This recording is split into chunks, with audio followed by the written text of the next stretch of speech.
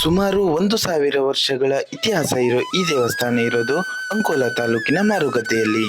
ಇದು ಒಂದು ಗುಹಾಂತರ ಶಿವ ದೇವಾಲಯ ಅಂತ ಹೇಳ್ಬೋದು. ಈ ಪುರಾತನ ದೇವಾಲಯ ಚಾಲುಕ್ಯರು ರಾಷ್ಟ್ರಕೂಟರ ಶಿಲ್ಪಕಲಾ ಶೈಲಿಯನ್ನು ಹೋಲುತ್ತದೆ. ಈ ಊರಿನ ಗ್ರಾಮಸ್ಥರು ವರ್ಷಕ್ಕೆ 2 ಬಾರಿ ಒಟ್ಟಾಗಿ ಬಂದು ಈ ದೇವಾಲಯದ ಸುತ್ತಲಿನ ಪ್ರದೇಶವನ್ನು ಸ್ವಚ್ಛಗೊಳಿಸುತ್ತಾರೆ. ದೇವಾಲಯದ ಪಕ್ಕದಲ್ಲೇ ಸುಂದರವಾದ ನಂದಿ ವಿಗ್ರಹ ಕೂಡ ಇದೆ.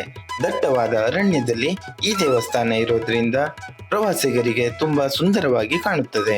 ಹೆಚ್ಚಿನ ವಿವರಗಳಿಗಾಗಿ Raj with wonders YouTube channel ಅನ್ನು ವೀಕ್ಷಿಸಿ.